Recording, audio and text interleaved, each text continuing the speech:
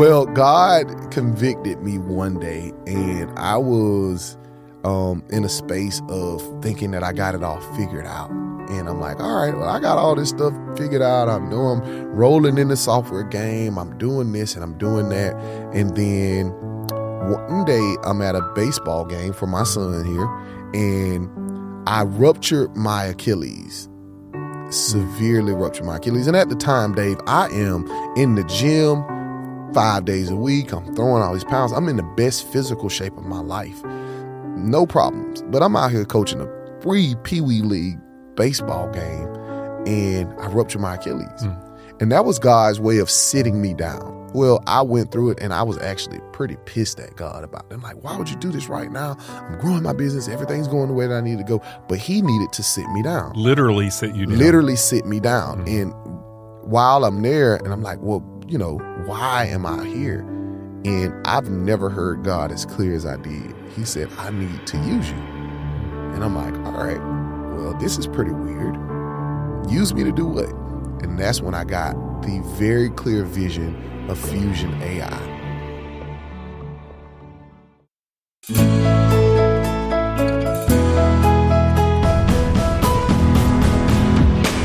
From Fiore Communications, it's How I Got Here, a show highlighting the unexpected journeys of some of Tallahassee's most interesting people.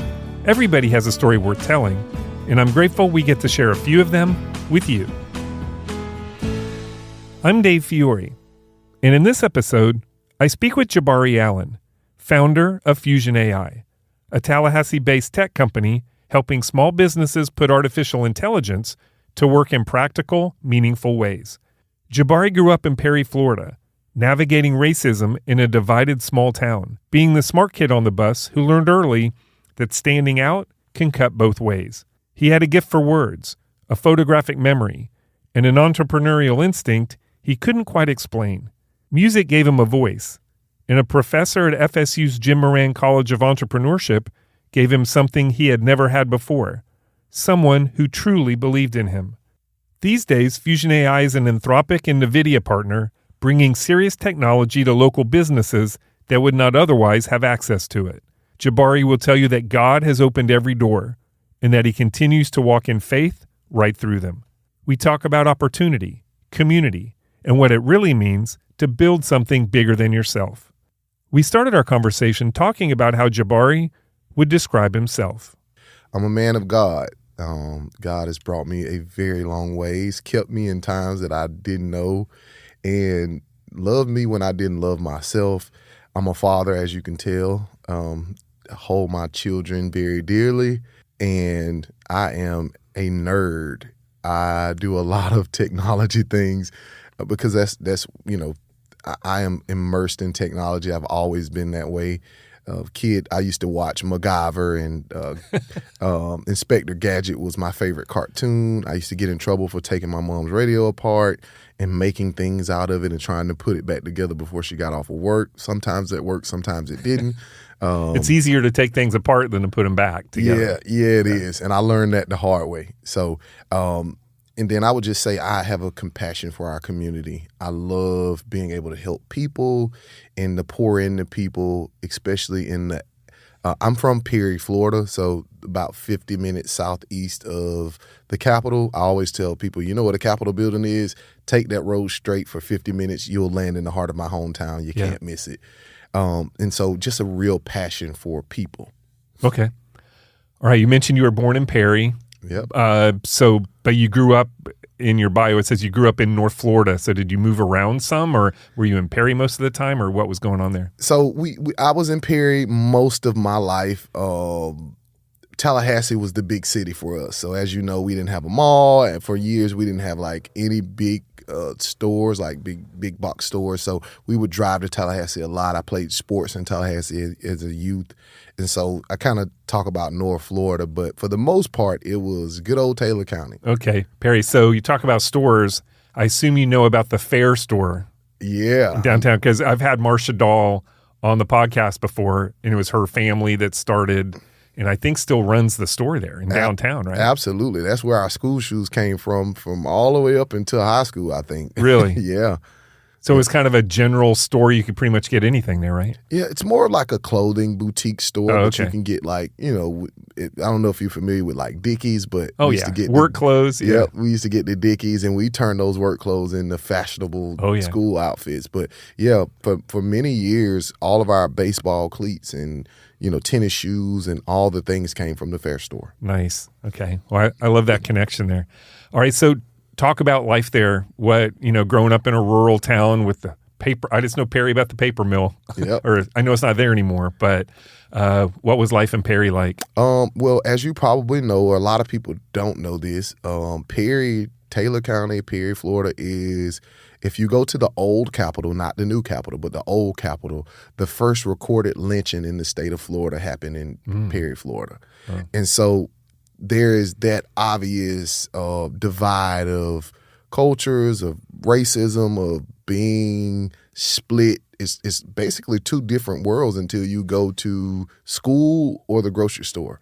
So that was reality for you growing up, even in your generation? Very much a reality for me growing up. I've been chased by people driving trucks, throwing rocks. I've been got in fights, but being called racial slurs. Wow. It is a challenge growing up in a place. One of the things that God blessed me with that really helped me a lot was being smart. That was one of the things that kept me amongst people that looked like me didn't really get a chance to be around, because I swayed the average, right? I took the needle from one side to the other because I made good grades. Did you feel cultural pressure to not be smart?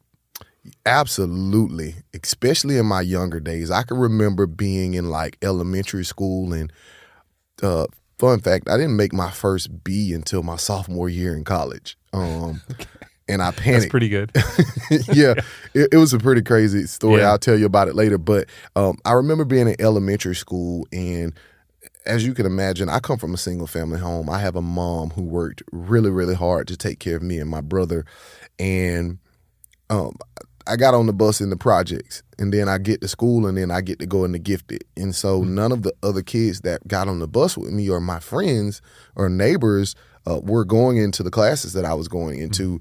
Or, and before I got into gifted, my general ed classes, right, we had this thing where teachers would call the top 3 grades on a test out, and those top 3 people get to shop in this like treasure box or get some type of prize. And I can remember tanking a test one time in the 4th grade because my teacher calls out that I made the highest grade in the class, and then I get on the bus and all my friends are like, well, why didn't you help me? Or can I copy your homework? Or why don't, And so I tanked the test one time intentionally, and my teacher was pretty smart. She turned around and at the end of class, she said, hey, Jabari, can I ask you some questions? I'm like, sure. And she's like asking me these questions, and I'm not even thinking that these are the questions that were on the and test. And you're answering them all. And I'm answering them all right. And she's like, I knew this was, and she flips the paper over, was like, why would you intentionally? And I said, well, Miss Beck, I remember her name, Miss Beck, I asked you to not say my name out loud. And she's like, well, why? And I'm like, well, now the pressure is me and her one-on-one, so I got to tell him like, well, you do that, and then I have the pressure of getting on the bus with kids who aren't making A's, and they want to cheat off my homework, and then when I help them, I did it, and so it causes problems. So it's one way or the other. Like, you have to either stop doing this, or I'm gonna have to start finding a way to find a medium, because that's real pressure. Getting on the bus with 5 kids that are like, you gonna give me this homework or I'm gonna beat you up, and it's 5 of them. So yeah. So how did you eventually overcome that and not have that pressure anymore? So she changed her policy. She changed the way that she addressed the top students in the class. And in fact, she started from the bottom up. She started with the kids that had the worst grades on tests, being able to get help. And if they were able to bring their test grades up, they got a prize. Okay. Because it was always the same 3 or 4 people getting A's, right? So, well, she sounds like a great teacher. She is. She actually wrote me on LinkedIn like a month ago. Wow. Yeah. And it's crazy. She remembers everything, and I remember everything too. So, Dave, one of the things I want to tell you about is I found out early on in life, there's a whole story behind it, that I have 2 things. I have a photographic memory, which is like a true, real thing. Like, I can see something done, and that's why that has literally excelled me in my professional, educational career all my life. Yeah. I can literally see a teacher write something down or see something and close my eyes and relive that moment. And it's been a gift and a curse. Like, definitely carried some traumas that I have to go see a therapist about. But it has definitely been a gift as well, because that's how I've been able to make all those good grades for all those years. Okay. And then ADHD, being able to process things, like multiple things happening at one time. And I found this out because at Florida State, when I was in college, they used to give away like Chick-fil-A gift cards, and they have these surveys on what they call Union Wednesdays, where people come out and they sell stuff and all the things. And so one day they had a survey with a brain on it. It was a pretty big banner that says, "What type of smart are you?" And it had a Chick-fil-A gift card. So it was worth doing. And so I took it, and it confirmed my that was like the first formal way that my photographic memory was actually documented. You talked about never making a B in school, so I know you were good at school. So did you enjoy it? Did you enjoy other aspects of it as well? As you got older, I know there were some, you had to work out some issues when you were younger about being smarter than your friends. But were you involved in sports or activities or music, or what were you interested in as a kid growing up? Absolutely. I loved school, because it was my opportunity to get away from, again, my mom worked hard, but we lived a challenging life. So it was an opportunity to get around other people. And I talk a lot. I'm an extrovert at heart. So being able to get around my friends and, people that kind of admired what I would do and just learn new things. I'm a lifelong learner. I mean, I'm still getting a certification.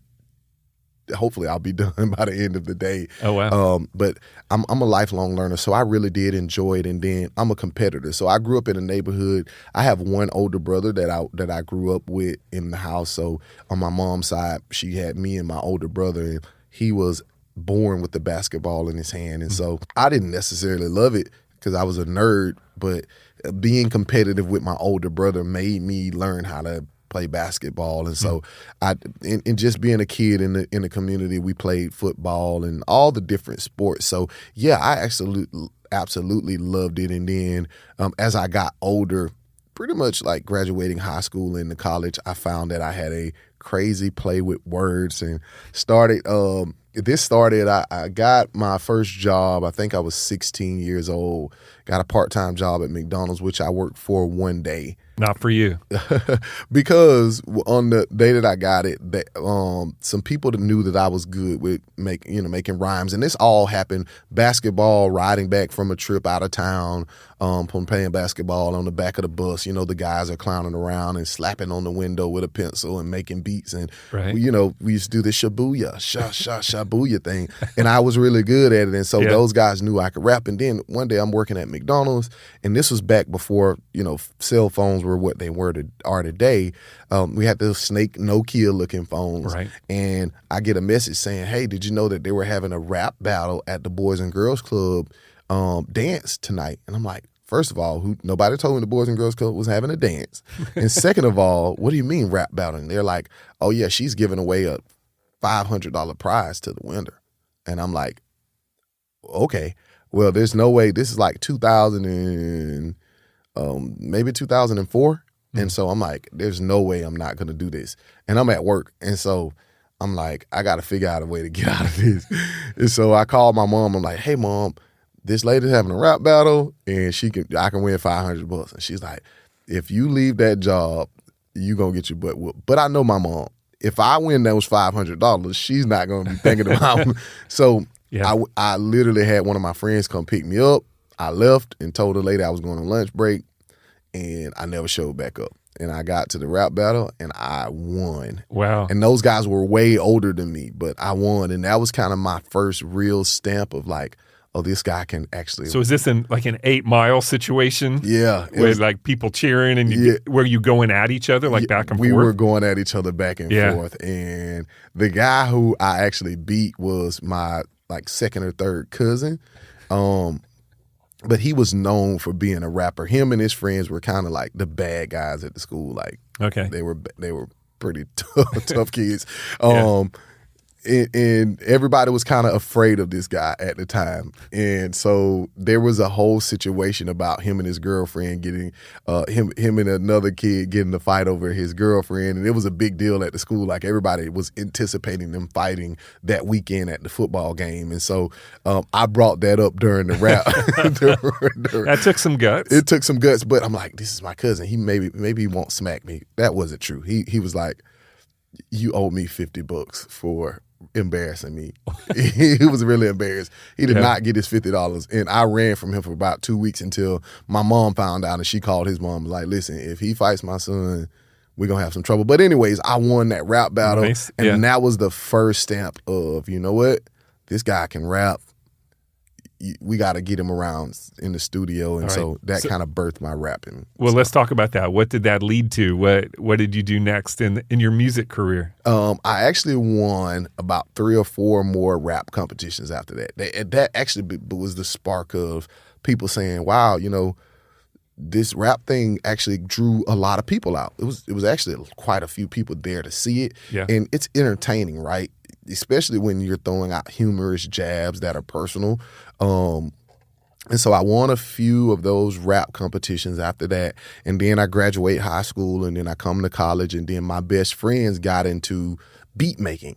Like these guys were producers, and so when that music started going, sometimes, Dave, I cannot shut up. So that started that, and then I recorded the first song that I actually put on YouTube, and the whole entire period.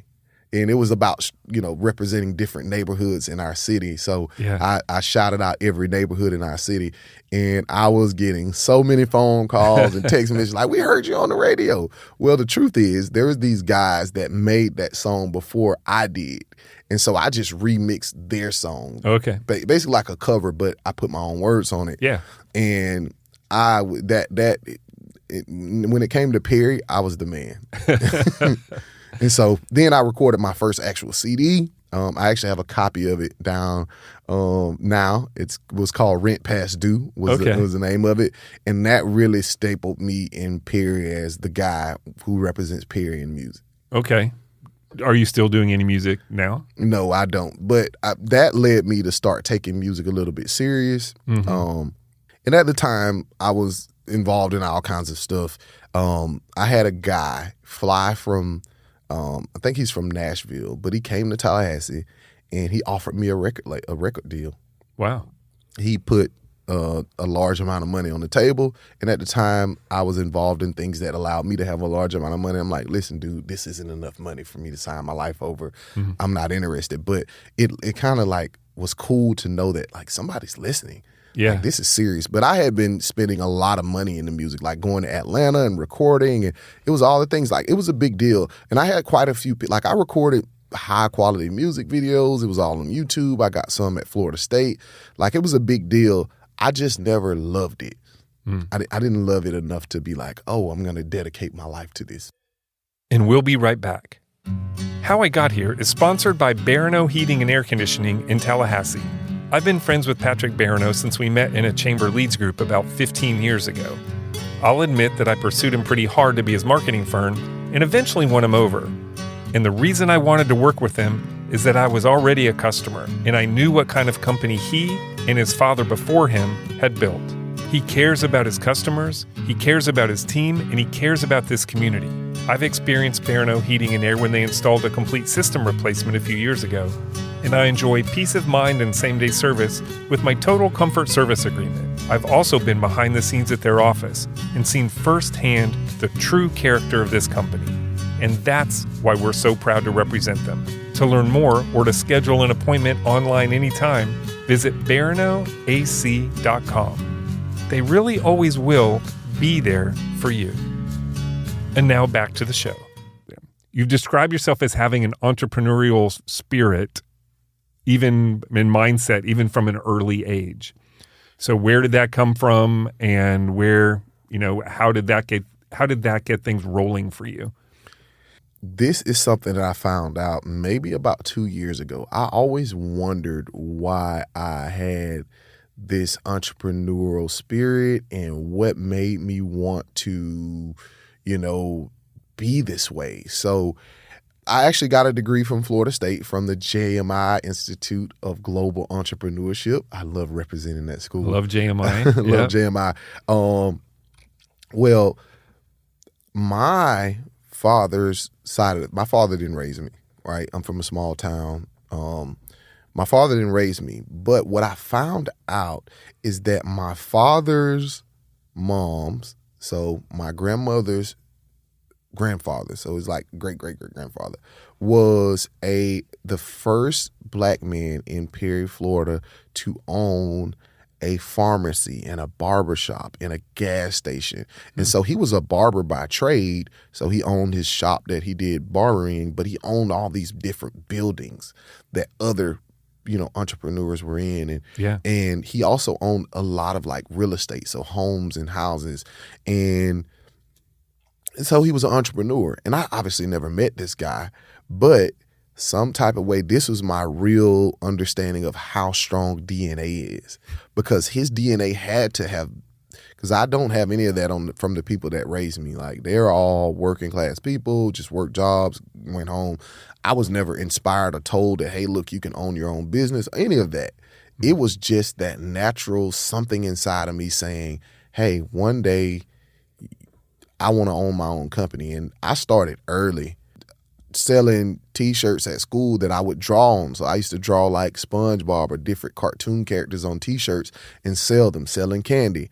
When I got to college was when I actually built my first business and sold it to a staffing company. Yeah, it was called Sell Yourself. Sell Yourself. Yep. How you know about that, Dave?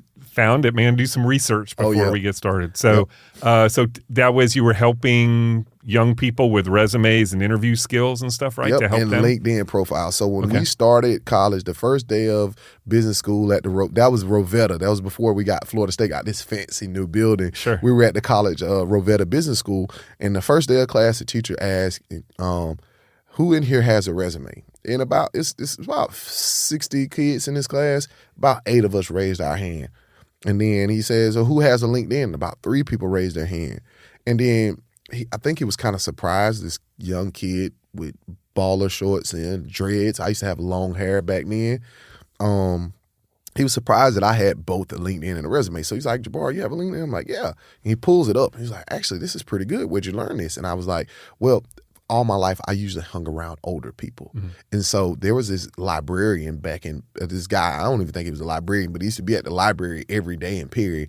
And I heard him talking about this thing called LinkedIn. Mm-hmm. And I'm like, all right, well, I'm going to go do this. And then when he seen me following up, he helped me develop a LinkedIn. Yeah. His name, Mr. Baker Johnson, was his first name, was Baker. We used to laugh at him because he used to have 2 last names. But anyways, I created a LinkedIn, and he helped me out really good. Even got me one day on a Sunday when I was wearing my Sunday's best and took a picture of me just standing against a wall. And that was my profile picture. And my teacher pulled it up in class. I was like, wow, this is really good. And think about it. I'm from poor Perry, Florida, and I'm in a class at Florida State with all these pretty much wealthy family, kids from South Florida who had money, who's the only way you keep your allowance from a lot of my friends was if you do good, your parents would give you them certain amount of money in their bank account. And so they were looking at me like, oh, this guy has it. And after class, like 3 of those kids came up and like, hey man, could you help me with a resume and a LinkedIn? I'm like, sure. And how much is it going to be? And I'm like, $50. And like, all right, well, do I pay you now or later? And I'm like, if I would have told somebody $50 for something, or somebody told me $50 for something, right, I would have definitely not done it. So, but they didn't even blink. They didn't even blink. And I'm like, okay. And next thing you know, everybody in our class. And so I added the interviewing skills at the end, okay, because I'm like, I need to put some icing on the cake, right? But these kids were like, hey, could you help me out? And I'm like, sure. And that was the start of Sell Yourself, because I was teaching people how to do what I did. I've always had to pull out my strengths and dim my weaknesses, and then learn how to convert my weaknesses into strengths. And so I got good at doing it for myself, started doing it for these kids, and I built the book of business where at least 800-900 kids, wow, throughout the years, like 2 years, I had wrapped around my finger. Everybody told somebody. One day I get this phone call about, hey, this is from Randstad Staffing. Randstad, I think is the name of it. And we've been told that you have quite a few kids who are going to be graduating soon that could possibly be good for us to staff out. I'm like, yeah. And I didn't know what I was doing, but they offered me some money and I said, all right, sure, here you go. And I didn't know what I was signing either, but long story short, I sold that business to them for the first life-changing money that I saw. Wow. What did you learn from that experience of having an idea, building something on your own, somebody else seeing value in it, and you being able to sell it? Did that spark a desire maybe to do that again? Yeah, it did. And I built my first 3 failing businesses after that. Okay. And that's a story that a lot of people don't hear. The successes, but everything isn't a winner, right? Yeah, man. I started a few things after that just didn't work. But what I learned most importantly was build businesses that solve problems, not that follow trends. Okay. So I was very early on in the selfie stick business where, you used to have those, the sticks that take pictures for you. And then I was also very early on in the fidget spinner business, right? But those are all trends, and somebody can always make something cheaper than you can or have a better marketing tactic. So after those about 3 different failing businesses, those were the lessons that I learned. I was able to at least get my money back. I didn't get the time that invested back, but I was able to get my money back. And then I started only building businesses that solve problems. All right.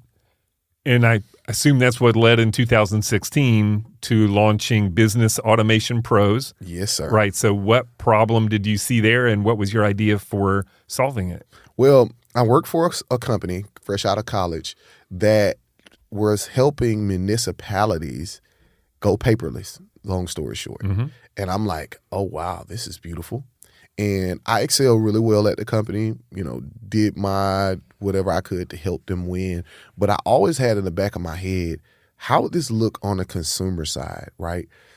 What are things that we have to do every day to not that takes a long time because of paperwork? Well, I don't know about how many cars you've bought. I would imagine you've bought cars a lot throughout your life. You got to take off work for a whole day to go buy a car. Yeah. Because you're sitting in the office filling out paperwork time after time after time. So it started with the idea that I could help these car dealerships go paperless and using the same technology. And so I went and tried to do that, and I learned very quickly that car salesmen are in the selling business. They are not in the buying business, right, unless it's an absolute necessity. And I was just quite a bit ahead of my time with going into that. And I learned a lot of things about a technology business that differed from other types of businesses, in that you can't do a lot of the things by yourself. This was a lot more, and especially being a young black guy walking in and saying, hey, look, I'm going to make you paperless, right? Just doesn't sound right in the early 2000s. So I started Business Automation Pros. I had a little success there, but my real success came when COVID hit. Mm-hmm. And you could not cram an office full of people filling out, because everybody goes to the doctor's office and they tell you show up 30 minutes early. Why? Fill out forms. To fill out forms. Right. So because you can't cram people into an office space and filling out forms, I thought, wow, what if I could make that form fillable before you get to the office? And I was able to do that. And then there's a local doctor. He's still actually one of my clients to this day, Dr. Chukwuma Okoroji. At the time, he owned a practice called Nature Coast Women's Care. And he was like, they were losing revenue. They couldn't fit people in there. They was trying to figure it out, taking papers out to people's cars. It was just convoluted. And I was able to automate their patient intake process. And then all the process behind that was able to be automated as well, which changed the game. And it made my mark in the process automation world. And then I became a subject matter expert at healthcare process automation. Okay. Which was really good. As we move into the AI part of our conversation, I want to just take a minute to ask you to define AI for this conversation. I think now people think about AI in terms of LLMs like Chat or Claude or computer-generated images or videos. But It's everywhere, and we've been using it for a long time for a lot of different purposes, whether we know it or not. So, Jabari, I'd love for you to give us kind of an overview of how AI should be defined and looked at today, how we use it in our lives. First of all, I appreciate you for caring enough about my perspective on artificial intelligence. We all know that AI stands for artificial intelligence. And yeah, that's probably a good place to start. Yeah, is what it means. Yeah, absolutely. And AI is nothing new. I mean, it came out in the 1950s. People don't even understand it. If you've ever played Tetris before, that's a form of artificial intelligence. And it's really just computers being able to recognize patterns and thought processes. And now we have what's called generative AI, which is a sub, of artificial intelligence, where AIs now are artificial intelligence is able to create and generate context, whether that's text, images, videos, sounds, based on pattern recognition or a request that you were able to give it to. And you're spot on. A lot of people are like, oh, I don't want to use AI. And, it's not going to, I can tell you, if you have unlocked your phone with your face, if you have, like you said, sent a text message and use autocomplete, if you have operated a Tesla vehicle, if you're on any social media now that is relevant, you've used artificial intelligence, right? And a lot of even websites are powered by AI that just does not say it on the front end. So it may not, mention artificial intelligence, but they're using artificial intelligence on the back end to process information. At some point, you started watching how AI is transforming industries, and you noticed that a lot of organizations were excited about it and wanted to kind of jump on board but didn't know where to start. So when did you recognize that gap as an opportunity for you? Well, to be honest with you, I was a part of the beta team for ChatGPT. Okay. So back in 2018, I spent a lot, I'm a nerd, remember, I spent a lot of time on Reddit. And so there's always these things that says sign up for this this newsletter, for this tech newsletter. And one day I signed up for one, and it was from a company called OpenAI, and they were a research company, and they wanted all these people to put their input on. And long story short, this was before ChatGPT was named ChatGPT. It had another long strenuous name. And they said, hey, look, we're going to launch a demo, and we want you guys to show. And it was all virtual, but the guy was standing on stage and talking to a big screen. And I remember the first example that he gave was, hey, write me a cookbook about everything that I could make with these certain ingredients, or a vegetarian cookbook. And this thing made a 20-page cookbook in 2 minutes. I was flabbergasted. I was mind blown. And I knew in that moment that this was going to change the world, and that people were not ready for this type of application, especially to the general public, because that's where the company was going. It was 2018 at the time, right? But their goal was to do enough research to be able to gather the information, the data that will power this tool to be able to go to consumers. And as you probably know, being a business owner, consumer technology is quite different from non-consumer technology. Sure. Businesses use technology that we aren't used to as individuals all the time.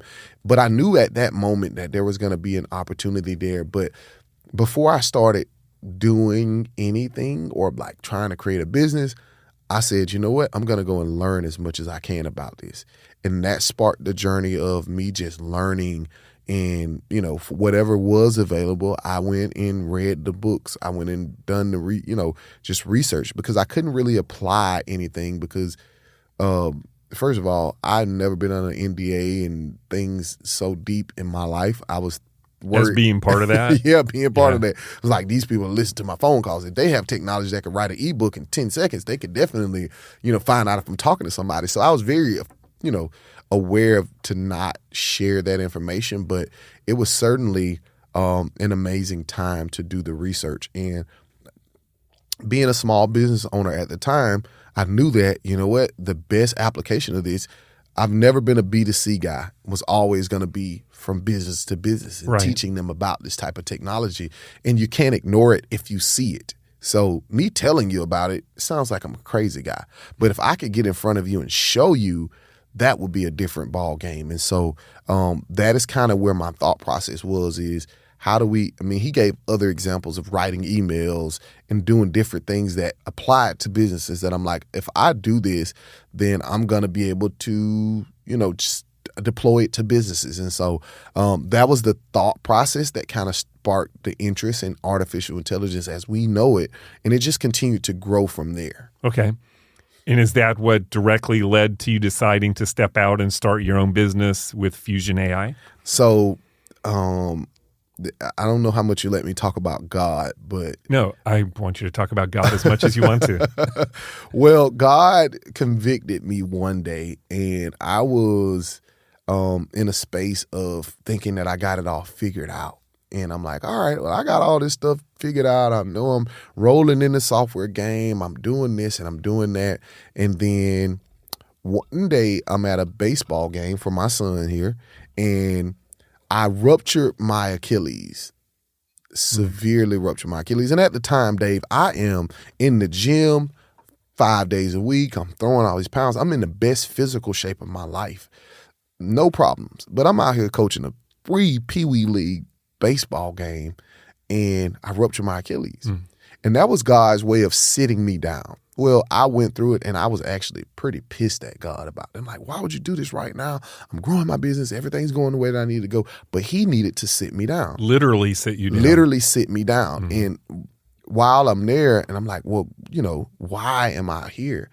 And I've never heard God as clear as I did. He said, I need to use you. And I'm like, all right, well, this is pretty weird. Use me to do what? And that's when I got the very clear vision of Phusion AI. And I don't like to compare it to the Holy Trinity, but that's where it's connecting people, business, and artificial intelligence. Okay. And I got the name Phusion AI, and people ask me all the time why. It was a phased approach, right? We take AI in phases because you can't eat an elephant all at once, right? Nobody eats elephants, but yeah. But I got a very clear vision for that. And during that recovery period over 8 months, I did about 14 years worth of coursework, sitting there getting certifications from IBM and Google and Vanderbilt and Stanford University and NVIDIA and all of the leaders in the technology world about artificial intelligence. Something you wouldn't have done if you were going 100 miles an hour chasing other stuff. Right? Absolutely not. Right. No chance in the world that I would have sat there and got any type of certificate. I thought I knew it all. So that was God's way of doing that. And he didn't just put me in position and say, hey, go do this. He gave me exactly the vision that I needed. And this may sound a little crazy to non-believers, but we kind of went back and forth. And I'm like, listen, God, I've had hard all my life. I don't want to do anything else. Like, I finally got into a place with Business Automation Pros where things are starting to go smooth for me. I'm not having to work so hard. I make decent money. I'm able to spend time with my kids. I pick my son up and drop him off every day. We do lunch every Friday. Like, I don't want anything else. And he told me, he said, listen, Jabari, if you do this, I will make it easy for you. I will give you resources. I will open doors.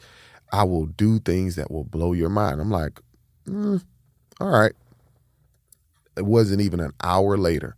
I got a call from a lady who I had met like 4 or 5, 6 months ago.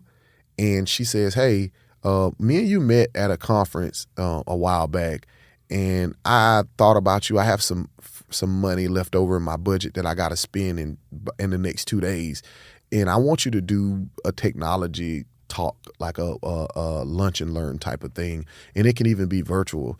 And I got to spend $1,200, and I'll cut you the check. And I'm thinking, this has to be a scam. Yeah. It wasn't 30 minutes later, I get another email, Dave, and that's when I'm just like, wow, this is really. And people that were there, that were in the midst, that I was calling, like, you wouldn't believe this, right? Because I was panicking. Yeah. I'd never seen God perform such a real work so fast, but it happened in real time.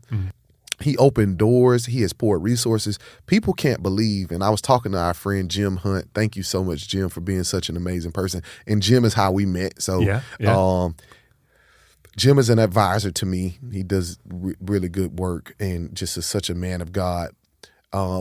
We have never done outbound marketing for Phusion AI. Me and Jim tell the joke all the time. We have the best business developer in the business, and that's God. God has literally opened doors and poured resources and made connections and just made this such a beautiful journey to be on. So I didn't mean to be long-winded, but no, that's awesome. It's hard story. to tell a piece of the story. Yeah, when you can witness to God's work in your life like that, it's hard to keep that in. It is. Yeah. It's amazing. That's amazing. Thanks for sharing that. Yes, sir. And we'll be right back. I hope you're enjoying this episode of How I Got Here, which is recorded at Fiore Communications just down the hall from my office. If you want to start a podcast but aren't sure about what all's involved, our podcast launch package has you covered. We'll handle everything: concept, branding, first episode recording, editing, and publishing. We'll even give you social templates to get your promotion started. Why wait any longer? Learn more at fiorecommunications.com/packages. And now back to the show. All right, let's talk about the business a little bit. When you understood what the vision was and you explained what the three main pieces of it were and kind of where you wanted to go with it, what were the next steps and what were your vision for what you wanted Phusion AI to be and accomplish for your clients? So we started off as a chatbot business where we were just building these chatbots that would live on your website, that would capture leads, take those leads, push them into a CRM, and handle the FAQs, questions that people have. And we quickly developed away from that. Like right now today, I don't think I've installed or built a chatbot for somebody in probably 6 to 8 months. Mm-hmm. The goal was to really help service-based businesses capture leads, capture people that were visiting the website, and without having to be involved. We all know being a small business, it's hard to do business development, hard to run the day-to-day. Your phone is always ringing, right? But if you had this assistant that was there 24/7, that we could teach all the questions that people ask about your business, that could possibly book a meeting or push people in that funnel, right? Yeah. That would be amazing. And so that was where we started. Well, we quickly diverted away from that because I'm in these groups that are like incubator groups about AI, and these guys are coming up with all this different technology. And one of my partners who we do a lot of business with today, they develop voice agents. And the voice agent was similar to the chatbot, except for you talk to it. And so it still captures the leads. It can live on your website, but it has some additional functionality that inbound phone calls, outbound phone calls, which is a game changer for small businesses. But more importantly, most of the time when we're doing business, if you're anything like me, you have kids or you have things going on, most of the time we're doing business, we're in our car. But if there was a voice agent, they could click a button and say, hey, Dave, I'm interested in doing a podcast. I seen an ad that you had on Facebook. What is your schedule like? Or what type of businesses do you do? What is your process, right? Any of those questions that people would typically call your phone and you're caught up on the phone. Well, the agent can answer that as well as link into your calendar and book a meeting and all the things, or forward a phone call to you after it has answered all the questions, right? Qualify a lead. Mm-hmm. So that was where we really got immersed into it. And then we became partners with some really strong leaders in the game very early on. So our first partnership was with OpenAI because everybody knew about ChatGPT, and I kind of had a leg up from the beta side. So that was really interesting, and being able to develop that partnership helped us understand how do we build solutions that are then powered by AI. So AI is the brain, but the solution could be, there's no limit to what the type of solutions that we can actually build that solve real world problems. As you probably know, we have now, since the OpenAI, we've Anthropic partner. Yeah. Right. We'll talk about that. That was a very select group that got to be a partner with Anthropic. It was a challenge too, Dave. Yeah. I would say probably the biggest challenge since starting this company, because they don't just interview, like you just go and apply and then you become a partner. There's a process. You have to submit business solutions and business use cases of how you'll use their technology and have real world projects that you would use to power that.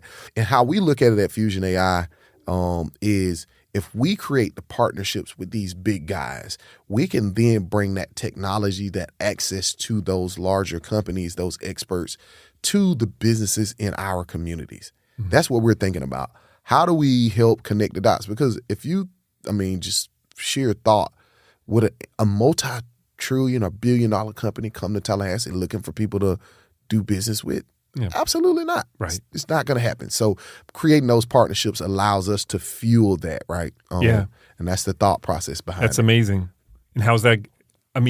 You're establishing all these partnerships, linking yourself with these incredibly powerful, forward-thinking companies. So has the practical application started that yet? Have you been able to connect local businesses with some of that computing and thinking power? So through building solutions for local businesses, we have. To be quite honest, we are still working to bring companies close, right? To build this ecosystem of people that understand the pie is so big that we can't eat it all. Right. We want to share opportunities. We want to connect. We want to collaborate with businesses here because we love Tallahassee and we have a very unique opportunity. And Eddie from the chamber, and he says it all the time. We are in a space right now where if we did things right, Tallahassee can be the example for the world, not just Florida, not just right. For the world. And so that is what we're looking to do, is collaborate with more businesses, and we are doing that. We are not only connecting with the big guys, but now we're starting to bring in partner with companies like Ruvos and Noli Data Science and DSR Public Health Foundation, and all of these local companies who are having an impact that really we're figuring out how to make this a feasible use case. So Jabari, you were named Innovator of the Year by Domi Station, and you're now part of Leadership Tallahassee Class 44, right? The best class ever. What does it mean to you to be recognized as a leader in the community? And again, you probably don't always go through this, but growing up as a kid without a lot of means in a small town in rural Florida to now demonstrating true leadership and being, put in that position where people look up to you and want your opinion, and you're in that mix for what you bring to the community. When you think about that, what does it mean to you? What goes through your head? First things first is to God be the glory. He deserves all of the, credit because I'm just a vessel. I'm just a person here being used by him, and I'm grateful for that. And then second of all, to me, it's fulfilling my purpose. I was on a stage a few weeks ago doing a speaking engagement, and one of the things I was thinking about is, what is my purpose? And it hit me standing on that stage. I had been thinking about it for months. My purpose is legacy. I want my children, my friends, anyone connected to me to receive favor because they are connected to me.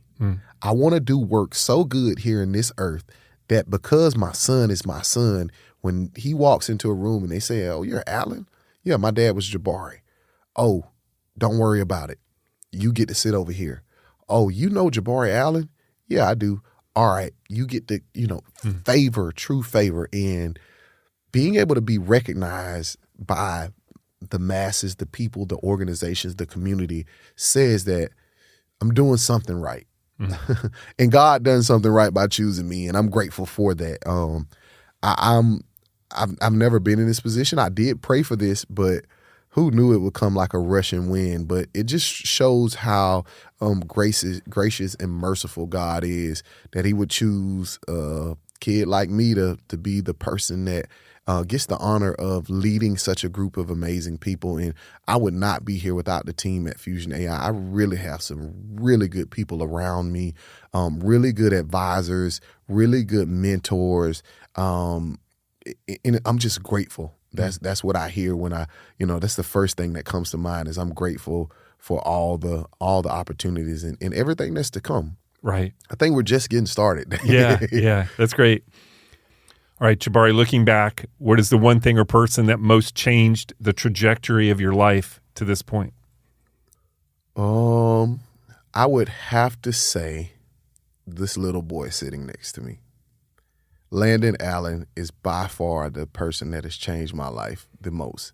And I have daughters that are older than him, but I can tell you, having a little person that watches your every move, that puts on your business hat and says, hey, I'm Jabari Allen. I'm the owner of Business Automation Pros at 5 years old. He helps with the Phusion AI Academy, which is a non-for-profit organization that we built to help everyday people understand AI, because quite frankly, some of these certifications are not made for people that are non-technical. And so we do a lot of youth education. Landon leads that. I run a lot of my prompts and projects and things through him because he's a smart kid. He literally says, well, Dad, I don't know. Did you think about this? And sometimes in front of him, I'm like, yeah, I thought about that. And then you're like, dang, I didn't think about it. And then I go in the room and I'm like, dang, how did I not think about that? So just a really awesome, brilliant kid. But him embracing and loving me in a way that I've never been loved before and seeing so much in me, like the kid has always thought the world of me, and I've never necessarily had someone like that before. And so he has definitely been a pivotal point. But I can't go without talking about one of my mentors and one of the people who had the most substantial impact on my life, Dr. Jim Dever from the Florida State School of Entrepreneurship. And I have a picture of him and I. This guy believed in me. He was the first man that I ever had tell me he believed in me.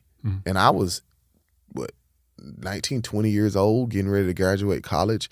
And an old white guy says, hey, do you know you can do anything that you want to do in life, that you're an incredible person? And I was like, you talking to me? And so that moment changed my life. And a lot of my friends who I'm still friends with today that were in that class at that time, they remember that moment. Because it was that moment, again, I told you I had long dreads. I was coming to class every day. Although I was making all A's, I was coming to class with big T-shirts on and basketball shorts, and I'm coming to business school. And Dr. Dever says, listen, you could be anything you want to be, but you have to present yourself the way that you want to be accepted. I left there and I went and I got a haircut. And from that day forward, that next Monday when I showed up to class, I had on a tie and a collared shirt and hard bottoms, and I had dug up my church clothes out of the closet. And when I showed up in class, he came in and some kids were already in there, right? I always sat in the front row of every class that I ever went to. And Dr. Dever's like, oh, wow. He literally cried. He was flabbergasted. He could not believe that. He actually called his wife up to that class that day. And the class went from a regular class session to about me. And so that was that Monday. And then that next Wednesday, he showed up with like a $500 Dillard's gift card and a $500 Macy's gift card. And him and his wife gifted it to me and said, hey, we're going to help make sure you're successful. And that simple gesture really done a lot for me believing in myself. And he did exactly what he said he was going to do. He introduced me to someone that I know the whole city of Tallahassee knows. And if you don't know, you should Google this guy. He introduced me to Steve Evans. I knew that's who you were going to say. Yep. And that was where the relationship with Mr. Evans came.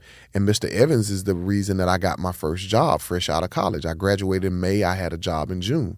But Dr. Dever believing in me, that story is one that I tell all the time. If you go to my social media, you'll see that story of a picture of me going back to visit Dr. Dever in his classroom with a Business Automation Pro shirt on and telling the story of this same thing that I just said. That guy changed my life. I would not be where I am today had I not encountered Dr. Jim Dever. All right, final question. This podcast is called How I Got Here, and we've talked about how you got to this point in your life. where do you think here might be for you in 3 to 5 years from now? Phusion AI will be a household name. I will be in a place where I don't measure my success by money anymore. At one point in time that was. I measure my success by impact. And so we will have had the opportunity to impact thousands of small businesses, thousands of lives that allow people to, once at 5 o'clock when they get off from their day job, they get to go home and they enjoy their family. And you would think that technology is the opposite of that, but that's our desire. And so being able to impact all of the small businesses through implementing solutions, and then the goal will be to bring people on board, teach people about artificial intelligence, and just continue to bring Tallahassee to the place that it deserves to be and the recognition that it deserves to have. If you haven't taken anything away from me, Dave, I hope that people take away that this is bigger than me. This is bigger than Phusion AI. This is about us as a whole, as a community, as a family. And I just pray that people see that collaboration is the key to where we need to be. Thanks for listening to the show. To find more great episodes or suggest a guest, visit tallypodcast.com. You can also follow or subscribe at Apple Podcasts, Spotify, Amazon Music, and other major podcast platforms. While you're there, please leave us a rating and a review. Thank you for being part of the How I Got Here community.